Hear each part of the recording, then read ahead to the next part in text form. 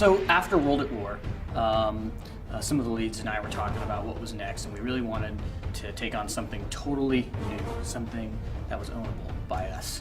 And we focused on the Cold War era. But we didn't want to do necessarily just the conflicts of the Cold War era. We wanted to do something different.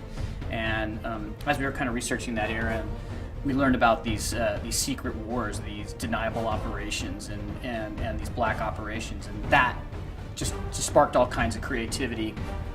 And we really wanted to bring all kinds of new gameplay experiences. And as we learned more about Black Ops and what it meant to be a Black Ops, these guys were given all kinds of latitude, and that just sounded like awesome material to create great Call of Duty levels with and allow us to get really creative. You get to do different things in the level, you know, whether it's flying the SR-71 or controlling your troops on the ground, giving them critical intel, or stealthing in or taking on encounters, whether you want to go at them from an action straight ahead or you want to stealth through a sequence, introducing new forms of gameplay to the player, just keeping it fresh at all times. It's like people play a lot of Call of Duty and we know they've had a great time with it.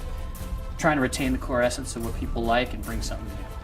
We're going to be doing a lot of story and character development. So you're going to have that in between levels, which we've traditionally done at Treyarch, but we're also going to be doing it in the game, and we're going to be doing that in a meaningful way, so much so that the character's going to have a voice for the first time in a Call of Duty game. Players can expect us to have taken on the challenge of trying to create a strong narrative, and it's one that's going to take place over a large period of time. So there is going to be character arc and progression. Characters are going to, you're going to see them evolve as they go through experiences, and you're going to evolve. And you know, we're really excited about that part of the game too. We met with veterans of the era. We met with Major John Plaster, who is an expert and a SOG veteran. He was excited that you know, he knows we're making an entertainment product, and he knows we're making we're trying to entertain people. We're not making a history lesson, but he loved the fact that we were going to be covering the SOG, because for so many years, you know, these are the stories that they couldn't even tell their own families about. But not just on the U.S. side. We met with Soviet Spetsnaz. And we met with Sony Pasikas, and he is he's an inspiring individual. We actually have him in the game as one of our Spetsnaz. So with Black Ops, I think what we found out is, and we were talking with these veterans, is that they had access to experimental weaponry before it was mass produced. These guys would have gotten it. And whether it's, you know, yeah, I want Dragon's Breath incendiary rounds out of my shotgun, or I'd like to place Semtex on the tip of my crossbows that I want to place when appropriate.